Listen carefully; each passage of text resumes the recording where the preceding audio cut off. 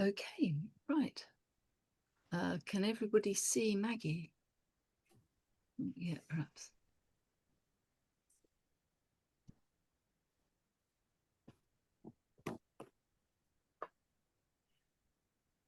Do we want to share Maggie first before putting the slides up?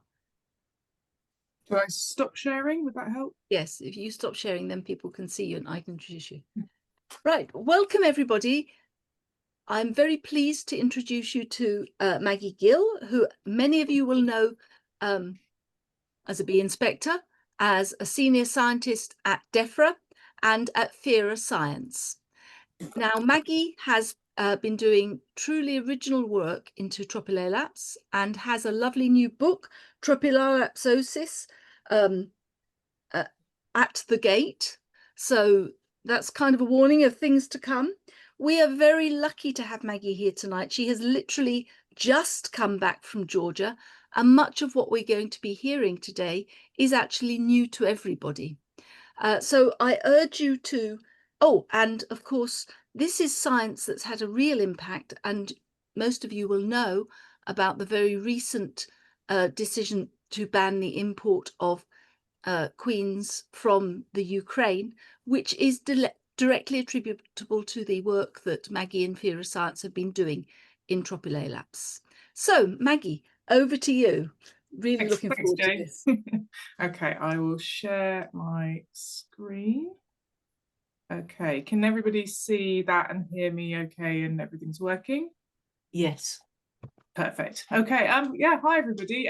Really glad to be here tonight and to give this talk. Probably might be a slightly long one, so let's get started. Will my slides work? There we go. Yeah, I've been carrying out Tropilaelaps research for about 3 years now. Interest has been growing in the subject of Tropilaelaps. It's been spreading and killing large number of colonies in new areas that it's spread to. But there are still a lot of beekeepers and researchers out there that haven't heard of Tropilaelaps or they know very little about with. So to start with, what are Tropilaelaps? So the basics, they're a parasitic mite that feeds and reproduces in honeybee brood. So in that respect, they're very similar to Varroa. They're native to Southeast Asia and they naturally infest the giant honeybee species. Our Western honeybees, Apis mellifera, are not native to Asia. We started introducing them to Asia at the end of the 19th, beginning of the 20th century. And shortly after we did this, Tropilaelaps and Varroa jumped species from their native honeybee hosts and they jumped to the Western honeybees. So there are 4 subspecies of Tropilaelaps, but only 2 of these infest Western honeybees. And Tropilaelaps mercedes is the subspecies that is most widespread, and it's kind of causing the problems and has spread to Europe. Tropilaelaps are a third the size of Varroa, and they're much smaller and much more agile than Varroa mites. So why are Tropilaelaps a problem? Why do they cause issues? So one of the main issues is the way that they reproduce. They reproduce in the same way as Varroa. A female mite goes into a cell, she lays an egg. This egg hatches. Oh, sorry, my slide has moved on. So this egg hatches. It goes through a series of molts before it's fully mature. However, Tropilaelaps reproduce much more quickly than Varroa. So the egg hatches quicker, females lay more eggs, and the development time from egg to adult is shorter. Tropilaelaps also have a much shorter phoretic phase than Varroa mites. A Varroa mite needs to feed on adult bees between each reproductive cycle. So typically it will spend between 5 and 7 days on the adult bees in between the reproductive cycles. Tropilaelaps, they don't need to do this, so they spend probably less than 24 hours outside of the brood cells between their reproductive cycles. So the way that Tropilaelaps feed is also more damaging. Varroa have piercing, puncturing mouth parts, and a foundress female mite will set up a feeding site, and then her offspring will feed from that feeding site. Tropilaelaps just sort of feed ad lib on the brood, and the brown marks that you can see, if I can get my pointer to work, so there's brown marks here on this pre-pupae. They are feeding wounds, and if this feeding doesn't kill the brood, those wounds go on to develop into scars and deformities on the adult bees. And this isn't the best picture, but you might be able to see sort of here and here on the adult bee. You can see that there are some scarring and wounds from the Tropilaelaps feeding, and obviously this bee has deformed wing damage as well. So the damage in a colony can also be quite hard to see. So this colony has very high Tropilaelaps infestation, but unless you look really closely at it, it can be difficult to spot the damaged brood and the sick bee. So I put some red dots there to highlight the damaged open brood. This colony was probably about 2 weeks from the point of collapse when I took this photo. And one of the things that kind of consistently shocks me about Tropilaelaps is you can go through a colony, you can be looking through it and go, okay, this looks pretty healthy. There's nice brood pattern. The bees look pretty healthy. And when you start investigating the brood, uncapping brood, there will actually be a very high infestation level. One of the really big issues with Tropilaelaps is that from the initial infestation, it can take between sort of 3 to 6 months for that infestation to kill a colony. So it's very quick in the way that it impacts a colony. So distribution. So dark blue area on this map shows the distribution of giant honeybees, Apis dorsata, which is the giant Asian honeybee, and then there's Apis laboriosa, which is the giant Himalayan honeybee. Tropilaelaps naturally infests these giant honeybee species. So this dark blue area is also the natural distribution of Tropilaelaps. Giant honeybees, they're really cool. I really love working with them. So these in the video are Apis dorsata, the giant Asian honeybees. They nest out in the open in tall trees and on the side of cliffs. They make a large single comb and they protect this comb and they protect the honey and the brood from predators and from the elements with several layers of bees. They nest communally, and when you get a bee tree like this or the side of a cliff, all of the colonies there are usually related to each other. The photo at the bottom there just shows me at the bottom of that tree to give you an idea of the scale of it. It's really impressive to see these. Now, one thing I hear a lot of people talk about when they discuss Tropilaelaps is that Tropilaelaps can only survive if there's brood present. They can't survive for more than a couple of years without brood, and therefore they won't be an issue if they reach temperate countries like the UK, because honeybee colonies in temperate regions are broodless over the winter.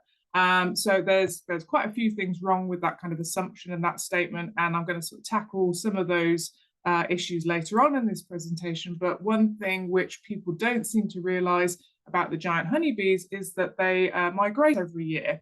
And during this migration, the colonies will do what's called bivouacking, where the bees will hang up in trees and they look like swarm clusters. So this photo was taken from this scientific paper, and you can see circled in red there, you have these bivouacking colonies of Apis dorsata. And they'll do this for several weeks at a time. And when they do this, they don't produce any brood. So the natural hosts of Tropilaelaps naturally have extended periods of time when they're broodless, and no one knows how Tropilaelaps survive during these periods. If you're interested in this bee migration, this is one recent piece of research by Robinson. It showed that dorsata colonies from Chiang Mai migrate up to the mountains around Pai in Thailand. So that's about 130 kilometers. You know, it's really impressive that they travel that far. It's a really interesting read. Lots of information about Apis dorsata and the giant honeybees in there. So I'd recommend having a read of that if you're interested in bees, which you obviously are. So I started giving talks on Tropilaelaps in 2022, and I put together like my first version of this map, and it was based on the scientific literature that was available at that point. And the kind of most up-to-date literature then was from around 2017. Then, however, 2024 Tropilaelaps were confirmed in Uzbekistan and the Krasnodar and Rostov's area of Western Russia, which is next to the Black Sea here, and in Georgia. So then in 2025, the European Union Reference Laboratory released this statement of 2 unconfirmed reports of Tropilaelaps in Crimea and Belarus.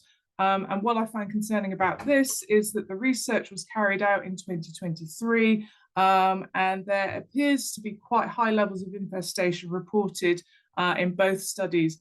But it's taken 2 years for this to be picked up by EURL and other researchers. Also, because they're unconfirmed reports, it's difficult to get information on if these reports are being followed up. Will they be officially confirmed soon? And if they are accurate, how widespread is Tropilaelaps in that area? Belarus in particular is kind of close to Poland and a load of other countries that have big beekeeping industries. So it is quite concerning. So one of the things that we've been interested in is how is Tropilaelaps spread? How might it reach the UK? So I'll tell you about a piece of work that we did in 2024 that looked at Tropilaelaps transmission. So one obvious route is migratory beekeeping. The majority of their transmission has probably been caused by beekeepers moving infested colonies around. However, prior to this study, the understanding was that Tropilaelaps couldn't survive for longer than 3 days on anything other than live bee brood. So in theory, it was very unlikely that Tropilaelaps could spread in queen or packaged bee imports, in used beekeeping equipment, or in imports of honeycomb. So this photo here is a photo of an illegal import of honeycomb from red dwarf honeybees, so Apis florea. This was intercepted in the UK in 2022, just before I started doing this work on Tropilaelaps. Ooh, if I can get my second video to play. We also have had Apis florea colonies arrive in the UK on shipping containers. So this video comes from Felixstowe docks, also in 2022. And there is the possibility that Tropilaelaps can spread on other honeybee species. You can see that this red dwarf honeybee colony is quite large, quite well established. When it arrived in Felixstowe, it was destroyed. And something that's just very recently come to light in the last kind of week or so is, so currently unconfirmed reports, but there are reports that a ship off the coast of the USA, off the eastern coast, was found to have an Apis cerana colony, which was infested with Tropilaelaps. Apparently the USDA are doing diagnostics to confirm that it is actually Tropilaelaps, but the kind of rumors and the gossip are that the USA has just had a very close call from infestation from an Apis cerana colony. So Tropilaelaps can be spread by these wild colonies on boats and shipping containers and aeroplanes. So for this piece of research, we wanted to test Tropilaelaps survival. We wanted to see could they survive on different substances. We particularly wanted to understand the potential for Tropilaelaps to survive in packages of bees, queen imports, or on used beekeeping equipment. So we did this study in Chiang Mai in Thailand last July. We harvested Tropilaelaps mites from the infested colonies there, and we set up our different treatment groups in these plastic pots. They were kept in an incubator, 34 degrees Celsius, 60% relative humidity, and mite survival was assessed every 24 hours. And we looked at mite survival on so newly emerged live Western honeybees, live giant Asian honeybees, which are the natural hosts of Tropilaelaps. They also nest at the university, so we could sample some of those bees. We looked at dead adult Western honeybees and dead Western honeybee brood. So what did we find out? Well, so in the control group, which was just empty pots, all of the mites died in less than 48 hours. And this really isn't very surprising. The mites had nothing to feed on, they had no shelter, so they all died very quickly. Surprisingly, though, the majority of Tropilaelaps mites that were placed with the giant Asian honeybees also died in less than 48 hours. And all of the mites in this treatment group were dead by day 3. When we introduced the mites to this treatment group, we did observe a lot of grooming from the giant Asian honeybees. The bees produced a lot of alarm pheromone, and it seems that the giant Asian honeybees have evolved a natural defense of grooming, amongst other things, to be able to control Tropilaelaps. So in the treatment group with live, freshly emerged Western honeybees, 85% of those mites died within 48 hours. But the remaining 15% went on to survive for up to 5 days. And although we didn't observe this, potentially these mites, these surviving mites, were able to feed on the adult bees to be able to survive. And finally, so the longest survival was seen in the dead brood and dead adult Western honeybee treatment groups, with mites surviving for up to 7 and 8 days respectively. So this study demonstrated that Tropilaelaps can actually survive for longer than 3 days on substances other than live bee brood, and this hadn't been observed before this. So in the treatment groups with the dead bees and the dead brood, over the course of the experiment, they did decompose quite rapidly. We did keep them in an incubator. They smelled pretty revolting by the end of it. Doing the survival checks was not a pleasant job because you just sort of had rotting bees to check. And it did look like the Tropilaelaps could feed on like the decomposition juices of those dead bees and that dead brood, which was great, really nice. So the results from that study kind of made us ask, well, if Tropilaelaps can survive for longer than previously expected on young bees, could they survive and be transmitted by swarming? And so again, the assumption was that they wouldn't be able to survive because they would be without brood for too long. So we did an experiment this summer in Georgia, and we looked at transmission in natural swarms and artificial swarms. A natural swarm, this is what we looked at first. So during that process, the colony prepares to swarm, queen cells are produced, the queen is fed less, she's made to move around more so that she's slimmer and she's able to fly, and the bees start to scout out for new locations to nest. And this preparation probably takes around 10 days. So then when the colony actually swarms, about 2/3 of the adult bees leave with that swarm, and approximately 70% of those are bees which are less than 10 days old. So the swarm will then cluster somewhere and it will spend some time scouting out for a new nest location. Then the colony either moves to that new nest location or a beekeeper finds them and puts them in a hive. And then when the colony's sort of set up, they will start to produce wax, they start to build combs, and the queen will start to lay in that first brood comb that's produced by the swarm. But beekeepers can carry out artificial swarms to control natural swarming, or artificial swarms, so an adapted version can be used to control varroa or to treat for very low levels of European foul brood infection. So during an artificial swarm, the parent colony is moved to one side, a new hive containing foundation is put in its place, the queen is found in the parent colony, she's moved to the artificial swarm, and the original foragers, which are older than 10 days old, return to this artificial swarm. The colony then produces wax and starts to build comb, and again, the queen starts to lay in that new comb.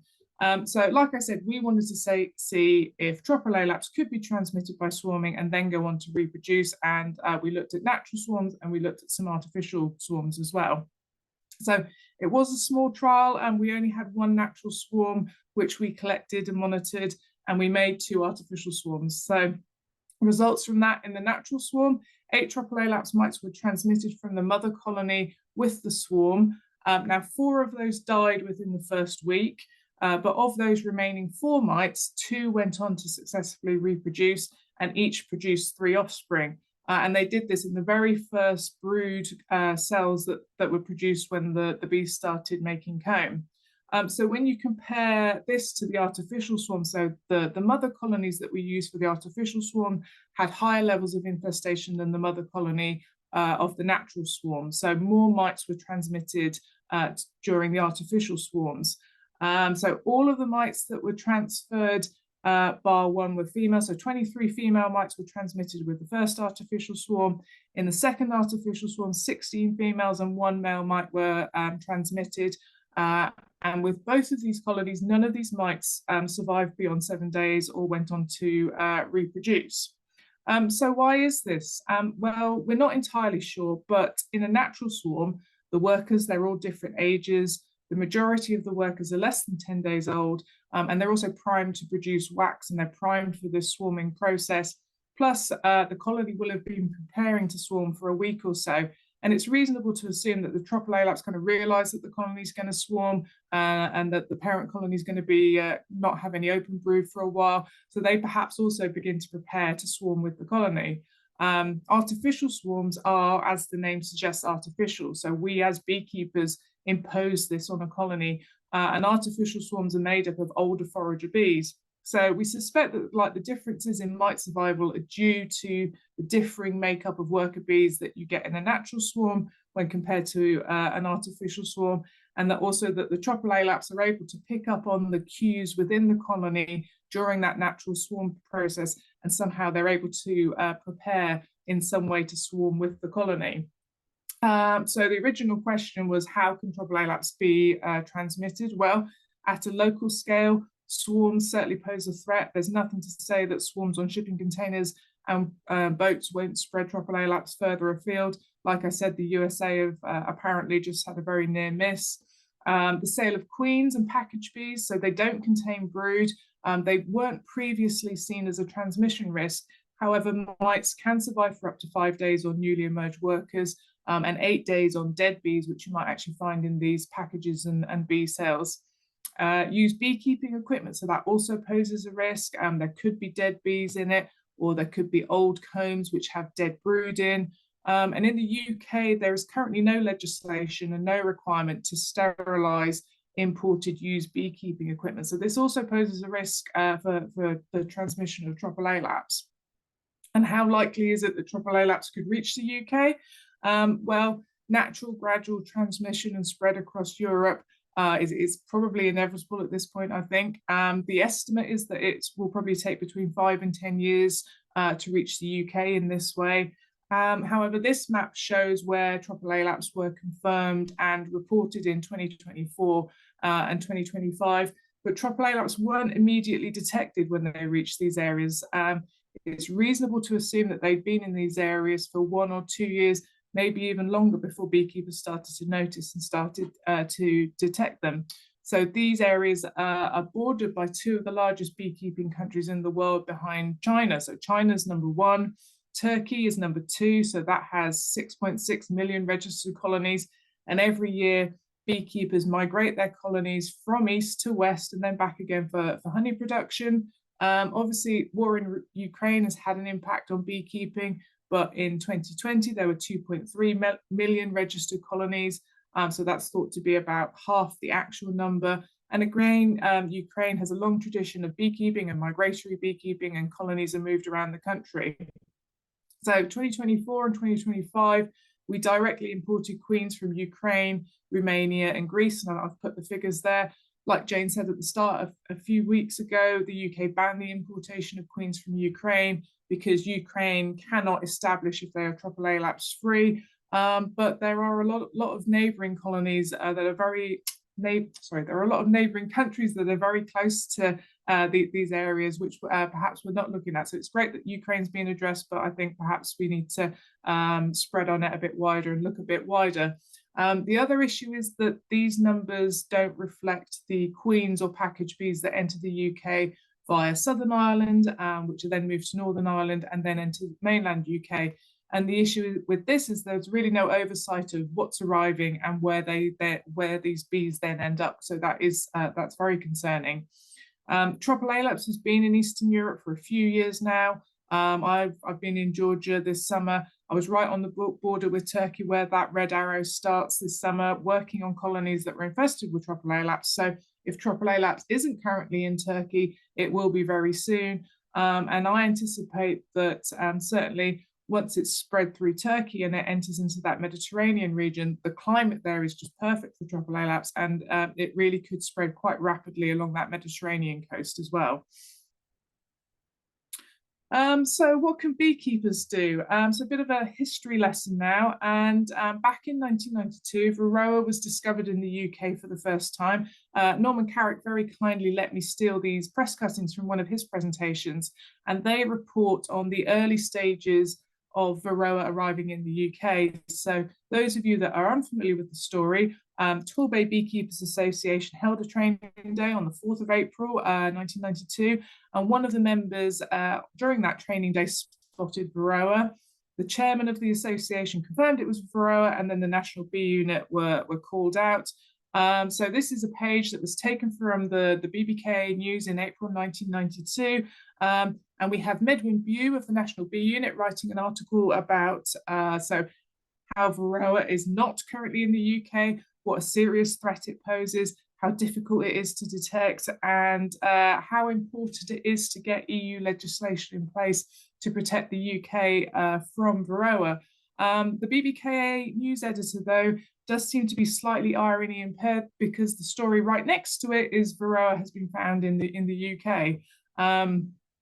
So if you then have a look at the rest of the articles that kind of came out at that time, unfortunately, I kind of expect what we see here portrayed in these articles with Varroa is going to be repeated with Tropilaelaps. So here are a few cuttings from those articles. When it was initially found, poor old Medwin from the National Bee Unit, he had his weekend ruined and he was sent down to Torbay to go and sort of check out this report of Varroa. Bee inspectors were also sent. They started looking for Varroa locally, and they found out that there were several other cases in that area. By September, it was thought that Varroa had remained undetected for at least a year in the UK, and it was thought to be widespread. And then by October, it was confirmed in Lincolnshire, which is a very, very long way from Devon. I don't think you could get much further away than that. And then by the time we get to 1996, bee farmers and fruit growers, they were reporting complete colony collapse, issues with fruit crop pollination. So this didn't just affect beekeepers, it affected wider agriculture as well. And the reports from Georgian beekeepers, and I've seen this myself when I've been there, and again in Thailand, it's a very similar situation, is that Tropilaelaps is much worse than Varroa. If you do nothing, it will kill a colony in a season. So it's incredibly important that beekeepers know about Tropilaelaps, how to monitor for it. It's going to be a beekeeper that finds the first Tropilaelaps in the UK, and beekeepers need to be prepared. And if we prepare now, then we're going to have the best chance that we can to deal with this, hopefully. So how do you monitor for it? So when you monitor for Tropilaelaps, you need to be able to identify what you find in your colony. So the picture on the left-hand side there are some pests that you might find in your beehive. So here we have A, which is U Varroa, which hopefully isn't in the UK. This is another Southeast Asian bee parasite. They naturally infest the dwarf honeybees, and Australia is currently having some issues with U Varroa, which arrived in, I think, again, about 2022. It seems to be the year for things being sort of spread around. B is Varroa. C is a pollen mite or Melithiphis. You will see that Melithiphis is really just a smaller version of D, which is Tropilaelaps. And finally, there is E, which is the bee louse or Browla cuica. It's actually a wingless fly. It was quite common pre-Varroa. It doesn't seem to do any harm to the colonies. When Varroa arrived and beekeepers started using chemical treatments, these also killed the Browla, so it was very uncommon for a while, but we are starting to see it more in UK colonies. So in 2023, worked on a project to improve the Tropilaelaps detection techniques used by bee inspectors during exotic pest surveillance. And we trialed these techniques on colonies infested with Tropilaelaps in Thailand. Some of them were very effective, some of them weren't very effective. So we published a paper on those findings. If you'd like to read it, the details are there. But this year, we wanted to focus on techniques that are effective and practical for beekeepers to use to monitor for Tropilaelaps, because it's so important that beekeepers are out there actively looking for Tropilaelaps. So by far the most effective technique if you want to monitor for Tropilaelaps is brood uncapping. So brood uncapping with tweezers, you pull out that brood and you very carefully uncap it, pull out that brood and then examine it for Tropilaelaps mites. It's very effective, but it's also quite time consuming, and it does kill a small section of brood when you uncap that. And if you aren't very careful when you remove the brood and you damage it, if there's any kind of exudate from that brood, so I've kind of squashed that pre-pupa that I've pulled out there, this will camouflage the mites. So it does take a bit of skill and it does take a bit of time. But brood uncapping has evolved. So this is brood uncapping using wax hair removal depilation strips to uncap brood. It was actually sort of came out of Georgia as a rapid detection technique for Tropilaelaps. And when we were in Thailand in the spring, we trialed this and we were all very impressed with this technique. I've used this a lot this year.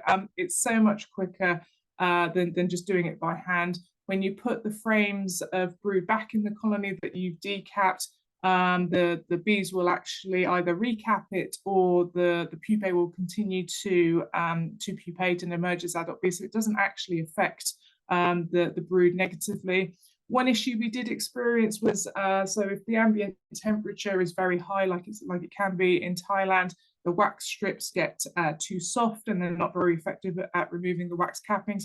Probably not going to be an issue in the UK, but also if the wax strips are too cold, the wax can be quite brittle. So my recommendation, keep them in your bee suit pocket and they'll be roughly the right sort of temperature. And once you've removed the wax strip, just take a minute or two, sit there, look at the brood. The mites will emerge from it. I also recommend if you film it with your smartphone, you can then watch that video back. You might catch some mites that you've missed, but I do recommend brood uncapping using these wax strips. So another technique that's relatively simple and straightforward to carry out is an icing sugar roll of 300 bees. So you can see the process here. When we were developing this technique, we also tried an alcohol wash and CO2 monitoring of bees. This is quite common, both are quite commonly used to monitor for Varroa, but unfortunately these techniques weren't very effective. So we think it's because Tropilaelaps mites are just too small to be dislodged with the alcohol. They cling onto the bees, and when you use CO2, they aren't dislodged. With the icing sugar though, if you roll the bees in the sugar and then leave the pot to stand for a minute or two, put it in the shade, and then you can repeat this a few times. The bees will groom themselves. This dislodges the mites. The sugar clogs up their legs so they can't hold on to the bees. Then you take your sugar and you shake it into a plastic bag. You can do all of the colonies in one apiary, put the sugar in the same bag, and then when you get home, you can wash this sugar through a very fine white muslin cloth, and you should be able to see the mites in that cloth. If you haven't got a Varroa Easy Check, so that's what we're using in this video here. We've also used pound shop protein shakers that have that kind of mesh grid in them. And we've just used a honey jar where we've cut a hole in the lid and just hot glued mesh in the top, so you can make your own one. Here we've got a sieve, and that's obviously the white cloth. And you see if you wash your sugar through, you're just left, so you've got some Tropilaelaps and some Varroa mites there. It's quite easy to see the mites from the sugar sample. So this is the comb bump method. I'm not particularly a fan of the comb bump method, but it is very popular in the United States. And if you listen to any of sort of the US YouTube talks and things like that, you might hear about the comb bump method. So I thought I'd better include it here. So with this one, you take a brood frame, you shake the bees off the brood frame, and then you bump the wooden edge of the frame on a white tray to dislodge phoretic mites. This can damage the combs though, particularly on hot days. If the wax is soft or you use unwired foundation, it can kill the brood. So this photo shows a brood frame 24 hours after we bumped it, and you can see that the bees have started to chew down and pull out the brood that's been killed by the bump method there. Sticky floor inserts, so that's another method to monitor for Tropilaelaps. You can buy commercially available sticky floor inserts, or you can make your own. If you've got a sheet of white Corex, or you can laminate a sheet of card, smear either of those with vegetable oil or petroleum jelly, put this on your open mesh floor insert. Ideally, you need to return 24 hours later to remove it, because the more debris the floor collects, the harder it is to see mites amongst it. So in this photo, that's 24 hours of debris from a colony, and you're looking for tiny brown dots in amongst thousands of tiny brown dots. So you do need good lighting, you do need some sort of magnification, but it is a cheap and easy way to monitor for Tropilaelaps. So all of the video clips that I just showed you come from longer videos which we've put together that describe those detection techniques in full. We've also produced videos on biology and symptoms of Tropilaelaps. We try to release an educational video about once a month, but to be honest, when I'm working abroad, it gets a little difficult, so the schedule kind of has slipped a bit. But I do always post these on social media as well. So if you follow the social media, you'll get an alert or something to say that a video is out. All of the videos in this presentation are also on the website. Everything can be freely accessed. The website also has links to other free resources. So there are information leaflets, there are recordings of other talks, and links to the scientific papers that we've published. I'll put this link up again at the end of the presentation. But yeah, please feel free to use these resources. Like I said, they are free. The only thing I ask is that if you use them, please do credit Science, but I really do think it's important that more people talk about Tropilaelaps and more people do presentations. So yeah, head over to the website for that. Okay, control. So how do we control Tropilaelaps? This is the question that probably every beekeeper is most interested in. So it's important to understand their biology and how they reproduce. There's a number of differences between how Tropilaelaps and Varroa reproduce. So like I said at the start, they reproduce more quickly than Varroa. The development time for egg to adult is shorter. The rate of egg laying is higher. But perhaps the most important thing when it comes to control is that Tropilaelaps have this much shorter phoretic phase than Varroa. Varroa typically spends sort of 5 to 7 days outside of the sealed brood. They need to feed on the adult bees to be able to produce eggs. Tropilaelaps don't need to do this. They only spend a very short amount of time outside of the sealed brood. So currently the scientific literature says that this is between 24 and 48 hours. Personally, I think it's much shorter than this. There's no reason for them to be outside of the brood. They don't need to feed on the adult bees. And the rates of reproduction that we've kind of seen in Thailand and Georgia is really fast. So I think potentially the phoretic phase could be as short as just a few hours. So wherever Tropilaelaps is present, beekeepers have generally relied on Varroa control methods to treat for Tropilaelaps, and beekeepers can use either biotechnical control methods or chemicals. So these are 4 of the most common biotechnical techniques, and I'm going to kind of have a look at them in relation to Tropilaelaps control. So first off, I'm not going to go into a great deal of detail about the methods, but so first of all, we have drone brood removal, and this is used a lot to control Varroa, because Varroa prefer to reproduce in drone brood. It takes longer for that drone brood to emerge. Tropilaelaps, though, they don't preferentially infest drone brood, so this only has limited efficacy. Also, you can only really carry this out in spring or early summer when colonies are producing drones, so you're limited to certain times of the year when this can be carried out. You must remember to remove the sealed drone brood before the adult drones start to emerge. So if you miss that window and you get your dates slightly wrong and the drones end up emerging, you're effectively breeding more mites in your colony. And you need to repeat the process probably about 3 times for it to be, particularly effective for Varroa control. So brood removal or a shook swarm. So this is where the bees are shaken onto foundation in a new hive, and all of the brood and therefore all of the mites, so they're all removed and destroyed. Tropilaelaps, has this short phoretic phase. So if you do this, it will remove the vast majority of Tropilaelaps and Varroa, but you need spare equipment, you need extra feed. The weather has to be relatively good and quite warm so that the bees can produce new wax and build new combs. Initially, it does impact the colony size because you're destroying the brood, and it can impact your honey crop as well.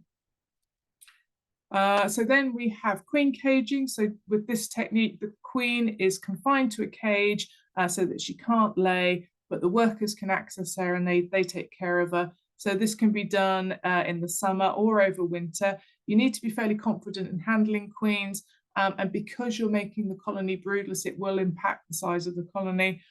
Plus, there is the risk that because you've caged the queen, the colony can produce emergency queen cells. So you do need to continue to monitor the colony and check for these queen cells as well. And then finally, we have comb trapping. So this is where the queen is trapped on a brood comb in a frame cage. She lays this brood comb with eggs. This then becomes the only open brood within the colony. So all of the mites in the colony will go to this brood. When the brood is sealed, you move the queen to a new brood frame. You destroy the sealed brood and the mites that are sealed within there. If you don't destroy the sealed brood before it emerges, you've got that same situation with drone brood removal. You end up releasing the mites into the colony. And again, so you are removing brood, so it does slightly impact the size of the colony, and you need to be confident in handling your queens so that you're not worried about damaging them.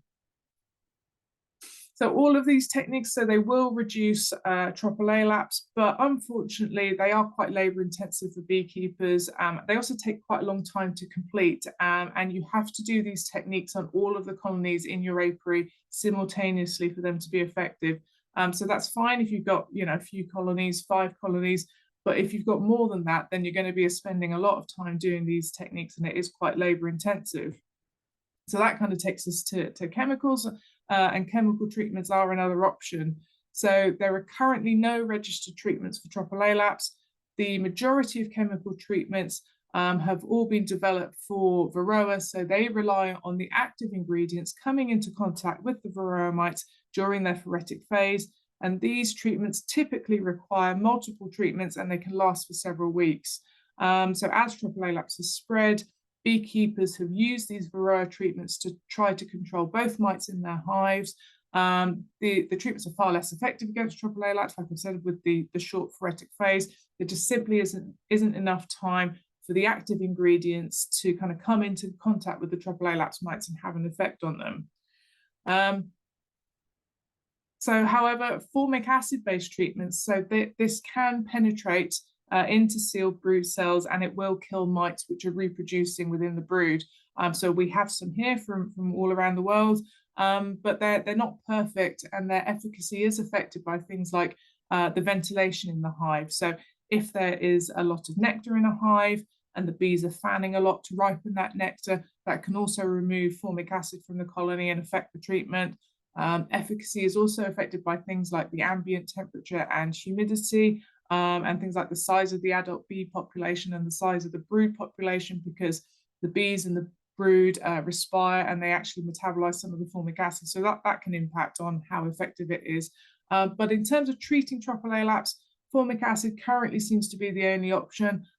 It's the only treatment which affects the mites that are in the cells. And the good news is that it's an organic acid, so Tropilaelaps shouldn't be able to develop a resistance to it. So this summer, I've done a lot of work on which treatments are going to be effective for Tropilaelaps control. To start with, we looked at 2 commercially available formic acid Varroa treatments. So we have Formic Pro, which is licensed in North America and Europe, and we have Muravinka, which is a Russian formic acid treatment, and it's quite commonly used in Georgia. So Formic Pro has 46% formic acid. It's in a slow-release gel matrix, which is covered in this kind of wax paper. They're quite a large treatment, and you can use 1 or 2 strips. I've put the QR code there to the manufacturer's website because there's all sorts of information about Formic Pro on the website. Muravinka is, so it's like a small papery cloth bag, and it's filled with these gel crystals, which you should be able to see just there. So I've cut one open and taken this photo of what's inside. So this has 85% formic acid, and for Varroa, the instructions say to use 1 bag every 4 days for 3 weeks. Muravinka releases about 20 grams of formic acid per bag, and Formic Pro releases about 100 grams per pack. So we did the first trial in August. One of the issues we had was that for any formic acid treatment, the ambient temperature shouldn't be above 35 degrees Celsius. In Senaki, Georgia, the daytime temperature does get up to 35 degrees in August. The Formic Pro instructions say the maximum temperature shouldn't be above 29.5 degrees for the first 3 days of treatment. So this was potentially going to be an issue. So I spoke to the manufacturer's NOD about this, and their recommendation was to apply it at night when the temperatures were lower. So this top photo here was taken at 1:30 a.m. and you can see that it's still 27 degrees and 94% humidity. But generally during the day, the temperature was around 30 degrees with high humidity. So in August, we really were trialing these treatments at the upper limit of what the bees can tolerate and what the treatments had been designed for. So we monitored the brood, we monitored the bees to see if the treatments harm the colonies. So the middle picture there, we're assessing the number of 5 centimetre squares of open brood and sealed brood. We did this at the start, the middle and the end of the trial.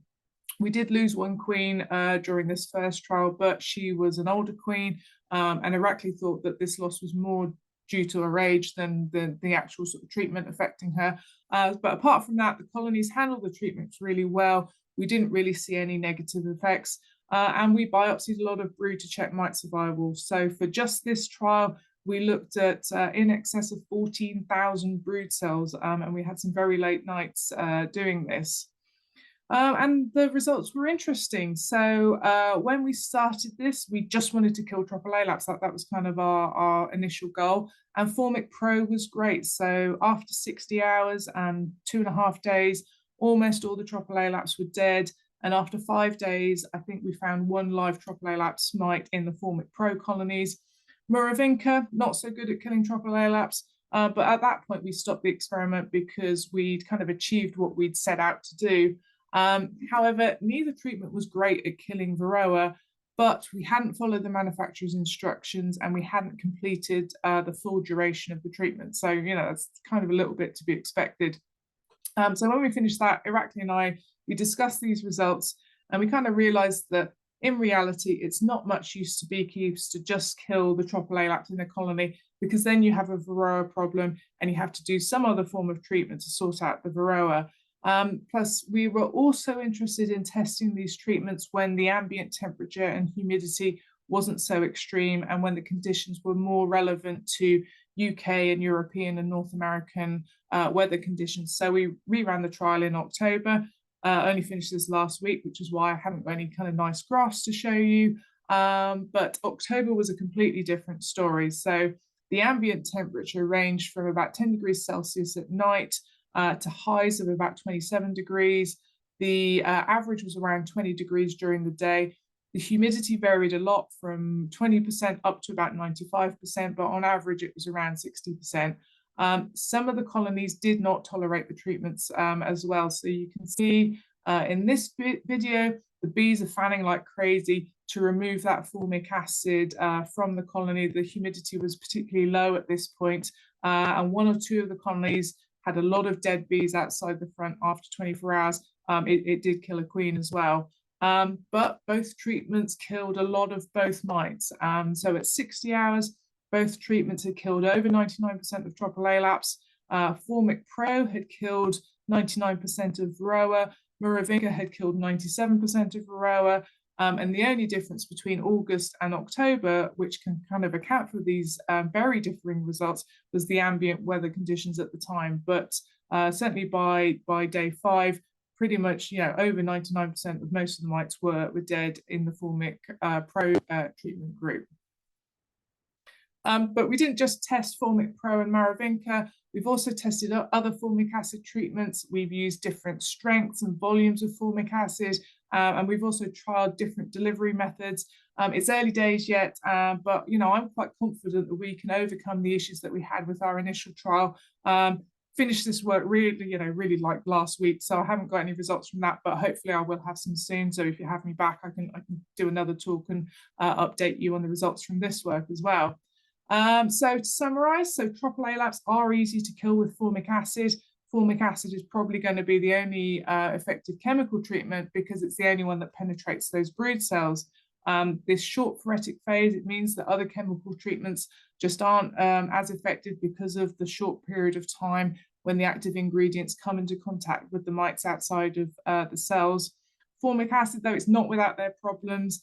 We do need to do a lot more work on dosage and how the ambient weather conditions affect efficacy, because we don't want to be killing queens, we don't want to be killing bees and damaging the colony. It is quite a harsh treatment for colonies to tolerate. Biotechnical techniques do work. They're not as effective. They are time consuming to carry out. And for a lot of them, you need to be confident at finding and handling queens, like these Georgian nuns here. Another issue, which I haven't really covered, is that reinfestation of colonies seems to be really fast, and the population of Tropilaelaps increases really quickly in colonies. So in mid-August, we had virtually no Tropilaelaps in the colonies. Irakli then went on and he caged the queens for 3 weeks, so there was a brood break. But by the start of October, all of the colonies were reinfested, and 2 had particularly high Tropilaelaps levels. And it's really quite concerning how quickly they get reintroduced to colonies and how quickly they reproduce. So the reality of Tropilaelaps will probably be that beekeepers will need to do multiple treatments throughout the season. And potentially it's going to be quite time consuming and also quite expensive if we're having to buy multiple treatments. Finally, I'd like to promote this book, which myself, Alex Uzunov, Irakli Janeshi, and Maren Koviashi have written on the biology, pathology, detection, and control of Tropilaelaps. It came out this week. It covers what I've just talked about in more depth. There's also loads more information in there, which I haven't had time to cover today. It's available from Abello. It'll also be on sale at the National Honey Show this weekend if you're there, so you can pick up a copy there. And I need to thank some people. So my biggest thanks go to Irakli Janeshia and Dan Etheridge. So Irakli, he's a very modest guy. He would never acknowledge this himself, but it's his work and his expertise that's kind of pushing forwards this research in Georgia, particularly in terms of treatments for Tropilaelaps. I firmly believe that it's going to be his ideas that kind of form the basis for effective treatments in the future. And these are treatments that are going to be practical for beekeepers to use and also safe for the colonies. Dan Etheridge, trying to say his name right, he's also very modest. He's contributed a lot to this research over the past few years, but I specifically want to thank him for the contribution he made to these recent government policy changes about queen imports. He self-funded a trip to Georgia because Science, we just didn't have the funds at the time. He then fed that information back into the National Bee Unit and DEFRA Bee Health Policy. And this was really important work, and I don't think the policy changes would have come about without Dan's contribution. So we also have Jeff Wilson, the Saskatchewan provincial apiarist. He's worked with us a lot this year. He's a very knowledgeable, very nice guy. Paul Davies, George Tong, Kevin Pope, Avril Earl, so they all work on this research. They don't get very much recognition for their hard work and their ideas, so thank you to them. Badri Chutong, so she hosts us when we're in Thailand. She arranges bees and equipment, so thank you to her. I've also been working with Alex Uzunov, Maren Koviashi, and Celia Costa on some of the Georgian research, so a very big thank you to them. The Science team and Irakli, we don't get paid to do this work. We all donate our time. We all have families and other responsibilities, but I kind of hope you'll agree that this is important work, and we feel very passionately about it, which is why we do it. I suspect I'm running out of time. Thank you to everybody on this slide who's helped fund this research. Bee Disease Insurance has supported Science since the very first project, so a very big thank you to them. We get no government money for this work. It is essentially funded by beekeepers for beekeepers. Our aims are always to improve things for the beekeepers, and it couldn't happen without donations. So I'm very, very grateful to everybody who's donated and for anything that people can give us. Thank you. And if anybody has any questions, then that would be great. Thank you very much. That's really, really interesting. Now, I'm sure there are questions. Let's have a look. Who would like to ask a question? I think everybody's probably a little bit gobsmacked. It's a bit scary.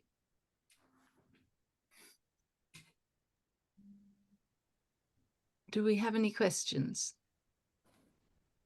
Would you like to either put your video on and put a hand up or put it into the chat? Warwick's put his hand up. Has he? I Yeah. can't see him. Hi, Warwick. What's your question? Hi there. Hi, Maggie. Thank you very much. Fascinating again to talk. Can honey be left on the hives when you're using formic acid? So with Formic Pro, the instructions actually vary between North America and the UK. So in North America, you can leave the honey on the hives and use Formic Pro. In the UK, I believe the instructions say that you have to take the honey off. So I'm not entirely sure why there's that difference. Yeah, so depends where you live, I think, is the answer to that question. There's Gemma's asked, that was such a lot of information. Is this going to be a bigger problem than Varroa? Um, I find it very difficult to answer this because I feel like I'm the harbinger of doom, and I think I think Tropilaelaps will be a big issue. I think when Varroa reached the UK, like that's partly the reason why I put up those press cuttings, was to show, you know, at the time it was devastating. Lots of colonies died, but things went, you know, things moved on, beekeeping progressed, beekeepers adapted, the bees adapted. I think initially, I think it's going to be a big disaster for UK beekeeping, European beekeeping, North American beekeeping, but I think we will adapt in the long run. I think a lot of beekeepers will just sort of simply give up, but you know, beekeeping in some way, shape, or form will survive this, and will continue. What that looks like, I'm sort of not entirely sure, but without wanting to be too pessimistic, I think, you know, if or when it does get to the UK, it's going to be a big issue for a lot of people. Can we stop it or slow it down, Maggie? I think, you know, Europe has land borders. Like I said, when I was in Georgia, you know, we were looking at the Turkish border. So there's not much that Turkish beekeepers can do to stop Tropilaelaps from entering Turkey. We are in the UK, we do live on an island. Yeah, so yes, we do get wild colonies and wild swarms that arrive in the UK, but the UK does have a very well-funded honeybee inspectorate service. We have exotic pest surveillance. We've worked a lot on improving that exotic pest surveillance. So I think in terms of, you know, worldwide honeybee health, the UK is pretty well set. I think what concerns me is the current sort of importation situation regarding queens and bees, and you know, it's not about the rights and wrongs of import. You know, should we or shouldn't import queens? It's there is this demand in the UK for queens. You know, importers wouldn't buy them and wouldn't sell them if people didn't then purchase them. And we are running a risk. Tropilaelaps will spread.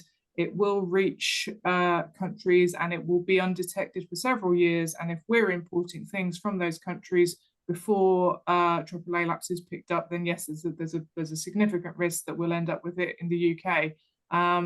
And you know, I think you have to kind of prioritize things and yeah, risk assess things. Is the risk of importing things, does that outweigh you know, does the benefits of importing things outweigh the risk of Tropilaelaps? Personally, I don't think it does. I think we're probably competent enough to raise our own queens. We just need to get back in the habit and not rely on the internet so much and purchase queens. But that's just my personal opinion. Thank you. No, that's really helpful. Tim's asked how the Georgian beekeepers are coping with this sort of threat and what sort of losses they've encountered.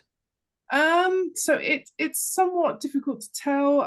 So language is a barrier. I'm sort of starting to meet more and more beekeepers when I go out and work there. There's also sort of like quite a degree of stigmatism about it and shame. So it's not officially been kind of acknowledged in Georgia that it's there. I mean, it's widespread. It's all over the country. But I think, you know, when I worked as a bee inspector, you saw this a lot with foul brood. If somebody had European foul brood or American foul brood, they very often did not want local beekeepers knowing that they had this infection. And you know, it's if you get foul brood, it's nobody's fault that these bees can travel and pick things up. But there's a certain amount of that stigmatism. I think so. Irakli is in a lot of contact with a lot of beekeepers there, and when I'm there working with him, his phone will ring 4, 5, 6 times a day with beekeepers asking for help because they've reached a point where they don't know what to do anymore and they're losing colonies. It's just a bit difficult to get kind of like, you know, numbers of colonies that they're losing. The apiaries that I've been to with Irakli, very high levels of infestation and colonies being lost. So yeah, it's quite shocking.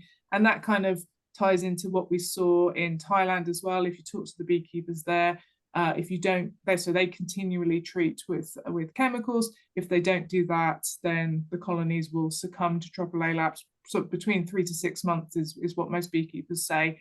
So yeah, it's a fast-acting parasite, and it has a big impact on the colonies. Thank you. Well, to sum up, I'd like to say thank you. As Simon has put in the chat, that was a massive, massive eye-opener. Those facts should get us all thinking, and we hope very much that your research will be funded. We've seen, quite a lot of threats over the last few years, but this one is looking really, really scary. And thank you so much, and to your colleagues, to Irakli, to the other scientists working with you, because without that, we wouldn't know anything about this. Yeah, and I think I'd just like to sort of finish with, we don't want to be reliving those press cuttings that I had in the presentation. We are at a point where it's in Georgia, and Georgia is, I don't know, a 5-hour plane journey away. So now is the time to act. And some people have criticized me and sort of say that I'm potentially over exaggerating this. That's not what I want to do. I just want people to be aware. And I think, if beekeepers just start to monitor, that doesn't affect anybody. It doesn't sort of do any harm. If beekeepers educate themselves, well, that's not a bad thing. Having more knowledge and more education can't be seen as a bad thing.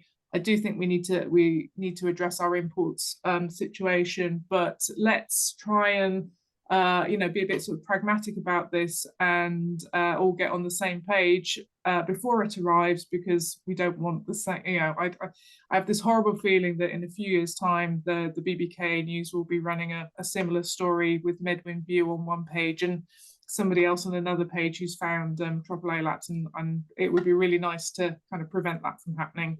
Yeah, that would be fantastic.